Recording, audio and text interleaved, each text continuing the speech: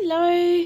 Since I finished my last sketchbook, it's time to start a new one, and I decided that I'm going to use this beautiful Primrosia notebook which I got a little while ago. It has watercolour paper and I'm so excited to open this. I've been dying to, so let's get into it. Okay, so technically it's not a sketchbook, although I think one of the purposes is as a sketchbook. It really is a dot grid notebook. Let's have a look. It says it on the back here. Dot grid watercolour notebook. Primrosia notebooks are handmade using premium heavy 160 GSM watercolour paper suitable for use with our Primrosia markers or watercolour paints.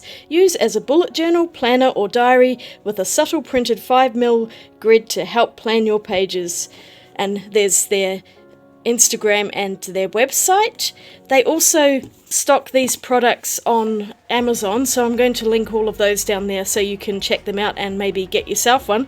They're absolutely beautiful. I got the pink one. They do come in other colours like orange, teal and green, I think. Such a beautiful fabric, if I can get it out. I mean, even this cover is just really pretty. I just love the design on here and the shiny gold bits, but I'm going to put that to one side before I get it damaged. I might just keep the book out of it, just so that this cover stays nice and clean. Okay, so here's the Primrosia journal. It's got a beautiful fabric cover. It says Primrosia on the side. It's otherwise fairly plain. It's got a nice elastic band here, and it also has an elastic pen holder. There we go, pencil. So that slots in there. Those are always handy if you're just going out and about. And inside, we'll have to fill that out. And then we have this dot grid paper. Now, normally with a sketchbook I would use plain paper, but I just thought it would be really fun to do some drawings in this and use it as a sketchbook, because I'm not really one for keeping journals. I've tried keeping bullet journals and things and I just get impatient with them, or I'll only do, 3 pages and then I just leave the rest of it. So no, I'm going to fill out this entire book. And it's going to take a while. Look how huge it is. It's 160 pages, which if you draw on either side is double that. So 320 sides, I think. That's going to take a while. Technically, if you did one a day, you'd finish it in a year. I don't know if I'm even going to make it in a year, but I'm going to start it today and just see how it goes. So I'll get some supplies and we'll get going. I figured I'd start by using some of the pens, which are also the Primrosia ones. There's a set of 60, I think, in here. They've also released a new box which has 100 of them, and I think they've actually gone and put some more of the pastel colours in, so do check those out. I think that might be a really awesome set. And it's also in a square box, which I think would actually be a lot easier. This one's quite difficult to get the pens out of, and you can see some of them are upside down in order to fit. So I'm just going to struggle to get a few out, so then I can actually pull more out. I have done another video on this. I coloured in some pictures with these pens, so do check that out if you can find it. Hopefully I will remember to link it. But they're basically a brush nib on one side and a bullet nib on the other, so they're perfect for journaling, especially if you want to do the Bujo style journaling, which I think stands for bullet journal. I don't even know, I'm not much into it, as I said, but I thought I might use some of these pens today. They are watercolour brush and fine tip. I thought I might actually use this as kind of like a hybrid of a sketchbook, but try and actually add some more writing into it. So I'm not sure if that's actually going to happen, but we'll start off with a little bit of writing just to use the pens as they are designed to be used, and the book for that matter. Alright, first page is this. So let me find a suitable colour. I think because the book is pink, I'm going to choose a pink pen as well. I think it might be this one. I like the lighter pink. I'm going to do the lighter pink. I'm not very good with lettering, so I'll just make it up. So this book belongs to...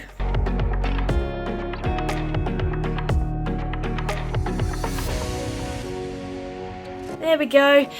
I've put ink in it and now I feel better that the paper is marked. You know, sometimes it's really hard to start when the paper is just pristine and unused, but once I start to draw in it, I find it's much easier to keep going. There's always that first page nerves, it's so silly. So, what am I going to put over here? So this first page, as you can see, always ends up being bound to the cover so that the whole thing doesn't fall out, and it's very difficult to draw on this one, so I'm just going to letter on here and do a bit of a title page, because that then also uses the first page and gets past that whole block of not being able to use a book until you've used the first page. I find that so much easier. I might just put my glove on for this because I'm trying not to get my hand all over the nice paper. I think I will use the darker of the two pens.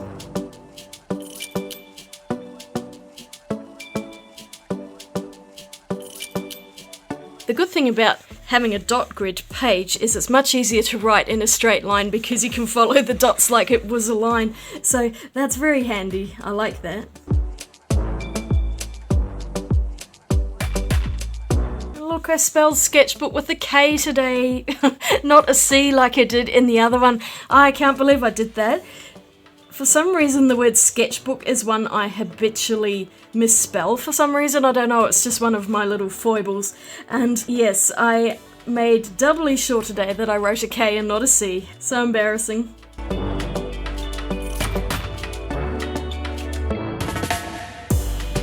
Just fit it in.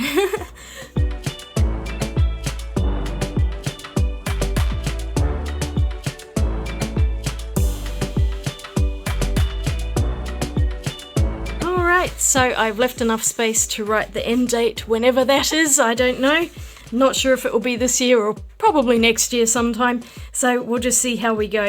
And I will no doubt add more stuff to this as I go, I'm just not too sure what to put here yet. So I will quite often do that on a page like this, is I'll start it and maybe just do a basic thing, and then I'll end up decorating it over time when I get inspired to do that. Alright, I'll switch over pages. Okay, so you can see there is a bit of ghosting in here. I don't know if you can see that very well. It's not too bad, but at least with those pens you can see some ghosting.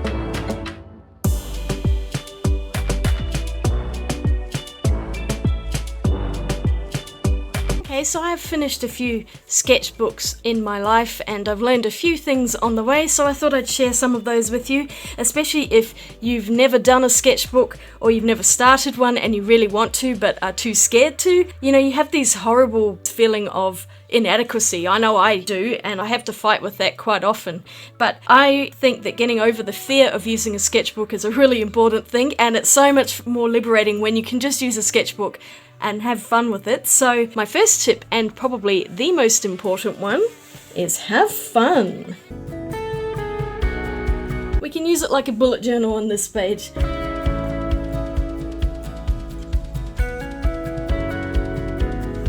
So a sketchbook's not meant to be serious, it's meant to be fun, and it's meant to be a way to express yourself and practice. Don't get bogged down in, making it perfect. Just enjoy doing a sketchbook. It doesn't matter what you put in there. No one is going to judge you.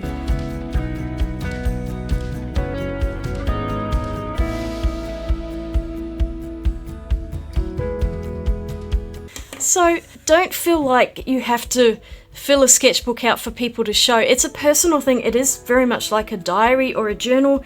It's just for you. Unless you want to share it, you don't have to. So just go in there thinking, well, what's the worst that can happen? I draw some crappy drawings and no one sees it. That's all good.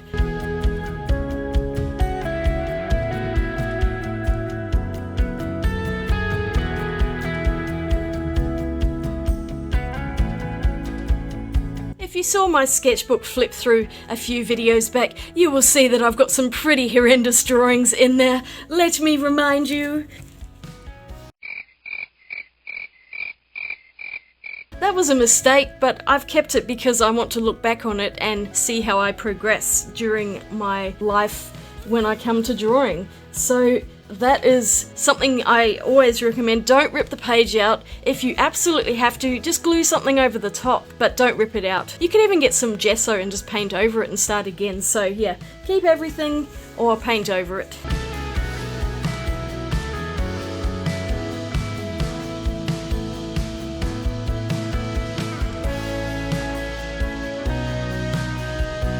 You can draw anything in your sketchbook.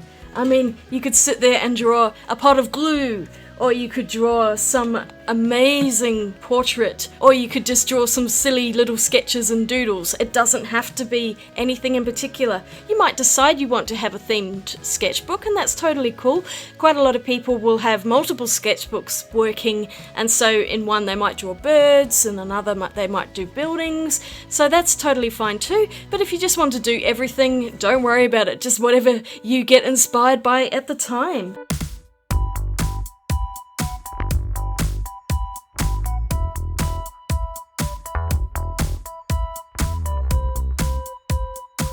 Find inspiration everywhere.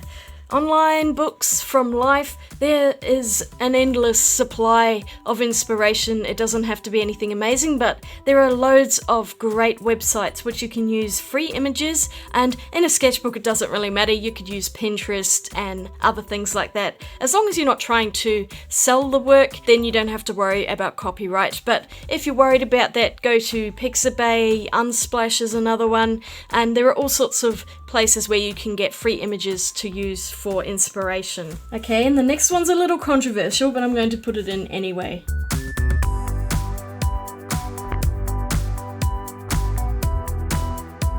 Okay, I think it's perfectly okay to copy other people's work and photographs and things like that, as long as you're doing it for the purposes of practicing, for learning techniques, things like that. You don't want to steal someone's work, and by that I'm talking plagiarism. When you steal something and you claim it as your own, you always need to credit that. If you're going to be displaying works and things like that, you need to say that this is from another person's work.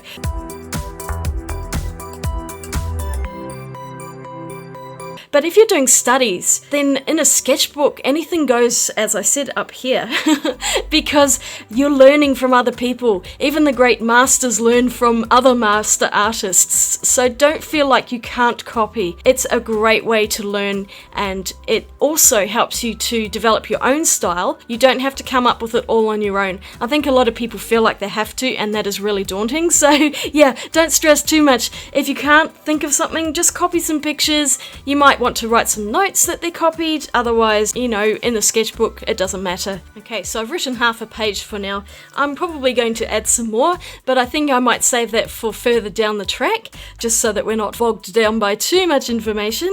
And I am going to do a painting over here, and I'm going to use my little Kuretake set. These are the extra colours, the newer ones, and for the painting I'm going to do, this is the perfect palettes. Because this paper is not 300 GSM, it's only about half of that or just over, I am going to use some tape.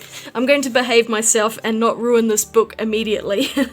I'm going to make nice neat pages. You know what is really good with these dot grids, as you can line the tape up against it. Ah, look at that. Don't you hate it when tape does that? This is why I really hate taping pages, because I always manage to rip it. Ah, I'm going to have to sort this out.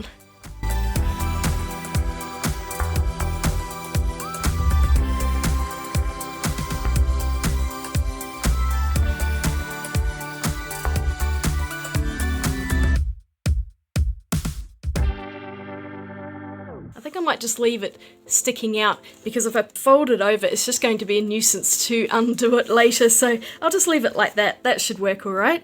Alright, I'm going to get and do some sketching. I'm so excited. So sticking with the pink theme, I decided to draw a gala parrot. It's also called a pink and grey cockatoo, but everyone calls them galas in Australia. I'm pretty sure they're native to Australia, and we get heaps of these around where I live, so they're really pretty. They have an amazing pink and grey plumage. When I start painting it in a little while, you will just see how pink it is. That top left cherry blossom pink was perfect for this, which is why I chose that palette, and also the bottom left grey is the other colour in the gala's plumage, so perfect. I also added some of the deeper indigo and a bit of one of the darker reds just to add in some shadows. This paper held up pretty well.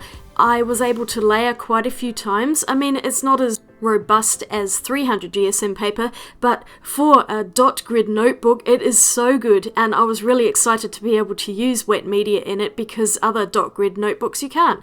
They just buckle up underneath even a slight wash. So this was most excellent, and I highly recommend this book. I really love it so much already, and I am excited to use it a lot more often. I also ended up using some of the Primrosia pens to add a few outlines into the gala, and overall I just think it turned out really well. I love the pastel colours in this. It was a lot of fun to paint, and I will show you the end result once I've finished it.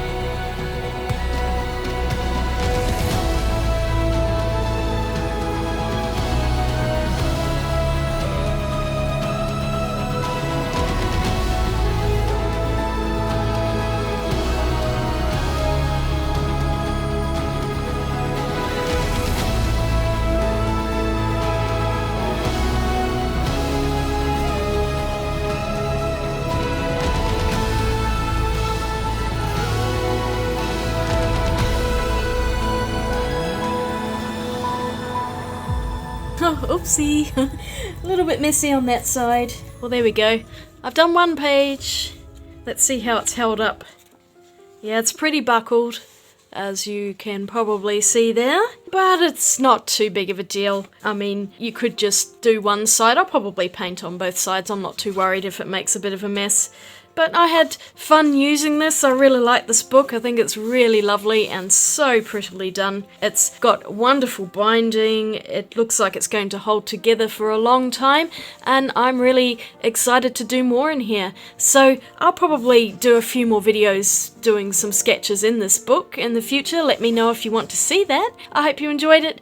Don't forget to give it a thumbs up if you did, and click that subscribe button, and I will see you all again in my next video, which will be really soon. I hope you're having a fantastic day. Swatch you later. Bye!